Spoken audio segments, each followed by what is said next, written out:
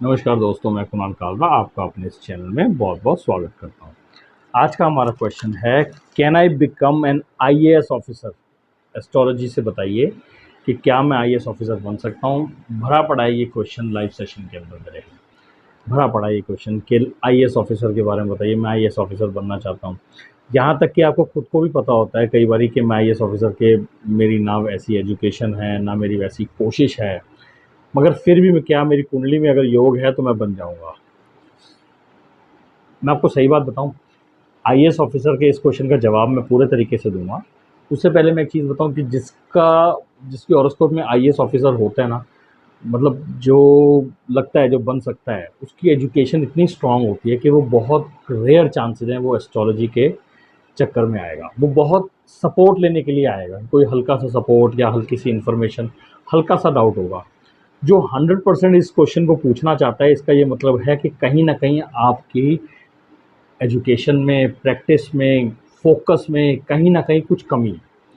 तो वहाँ आप एस्ट्रोलॉजी की हेल्प लेना चाहते हैं। तो एस्ट्रोलॉजी भी किस हद तक हेल्प करेगी, वो मैं आपको इस वीडियो के अंदर बताऊँगा। कि आपको ये समझ लेना है कि आपकी कॉम्बिनेशंस वैसे हैं या नहीं हैं। इसमें 3-4 चीज़ें हैं लाइन वाइज़, अगर वो 3-4 चीज़ें आप लाइन वाइज़ समझ लेंगे, तो इसलिए मैं लाइव सेशन में नहीं करता क्योंकि कैलकुलेट करने में थोड़ा टाइम लगता है। मैं आपको समझाने की कोशिश करता हूँ, अगर ईज़ी वे में आपको समझ आ गया तो आप इसको स्टेप बाय स्टेप देख सकते हैं और स्टेप बाय स्टेप आप जान सकते हैं। तो चलिए वीडियो स्टार्ट करते हैं बिना टाइम वेस्ट किए।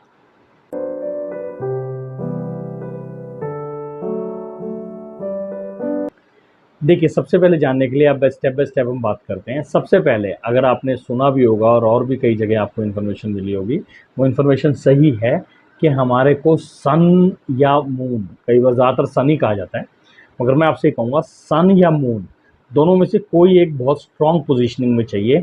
अगर आपको गवर्नमेंट जॉब, आपकी आईएएस ऑफिसर बनने के चांसेस हैं, तो आपको सन या मून दोनों में से कोई एक प्लैनेट बहुत स्ट्रॉन्ग चाहिए। बहुत स्ट्रॉन्ग, और स्ट्रॉन्ग कैसे हो सकता है वो? ये नहीं कि वो ऊँच का है तो वो स्ट्रॉन्ग है, ऊँच का तो वो 1 महीना रहता है, तो ये नहीं 1 महीने में जितने लोग पैदा हुए हैं वो सारे आईएएस ऑफिसर बनेंगे, नहीं। इसकी कंडीशंस होती हैं, स्टेप बाय स्टेप आप समझिए। सबसे पहले आप ये समझिए कि सन अगर या मून, मैं भी ऊँच का बोलने वाला था, सन या मून अगर पॉजिटिव प्लैनेट्स के साथ हैं, स्ट्रॉन्ग पॉजिटिव प्लैनेट्स के साथ, दोनों में से एक भी पॉजिटिव हो अपने को चलेगा। यानी सन का कनेक्शन मान लीजिए 10th हाउस और 11th हाउस के साथ होना चाहिए, 10th का लॉर्ड 11th में, या मून के साथ होना चाहिए 10th house 11th house. Plus सिर्फ ये नहीं, इसके साथ साथ मान लीजिए सन बैठा हुआ है 5th में या 6th में, 6th का लॉर्ड 11th में है तो भी चलेगा, 6th का लॉर्ड 10th में है चलेगा। मगर ऐसा भी हो सकता है कि कई बार क्या होता है कि 6th हाउस में सन बैठा हुआ है, लॉर्ड 10th का है, और अगर वो 11th के नक्षत्र में है तो हमारे लिए बहुत सुपर रहता है, तो हमारे लिए बहुत सुपर रहता है।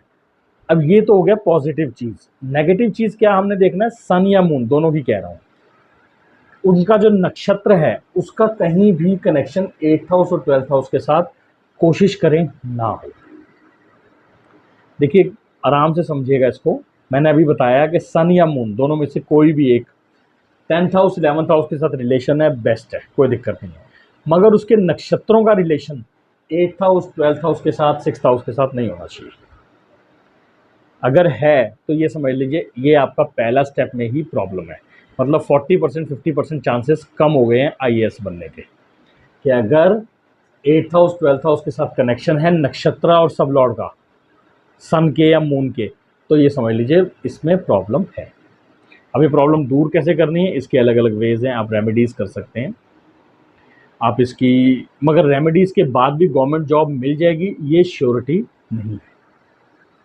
अब हम बात करते हैं सेकंड कंडीशन की। मान लीजिए फर्स्ट कंडीशन आपने पास कर ली, जिसमें सन और मून का कनेक्शन अच्छे हाउसेस के साथ है, 10th हाउस 11th हाउस के साथ, और इसमें नेगेटिव नक्षत्र नहीं है, तो ये समझ लीजिए फर्स्ट कंडीशन आपकी पार होगी। अब हम चलते हैं सेकंड हाउस, सेकंड कंडीशन की। हमें सन या मून दोनों महादशा में चाहिए अगर हम गवर्नमेंट जॉब की तैयारी कर रहे हैं तो।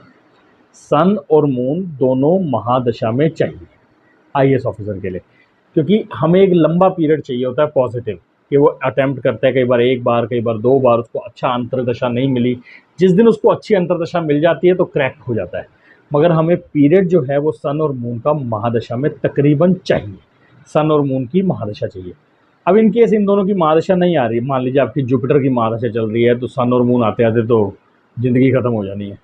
तो आपने क्या करना है, इसमें आप ये देख सकते हैं सन या मून किसी प्लेनेट के साथ कंजक्ट कर रहे हो, सन या मून किसी भी प्लेनेट के साथ कंजक्ट कर रहे हो, उसकी महादशा आ जाती है तो हमारे लिए बेटर हो जाता है।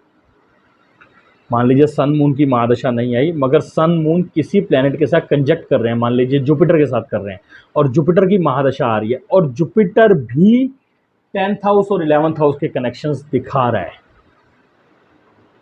नहीं भी दिखा रहा है चलेगा, मगर अगर जुपिटर 8th हाउस और 12th हाउस के कनेक्शन दिखा रहा है तो भी प्रॉब्लम है, फिर हमें अगली दशा का वेट करना पड़ेगा।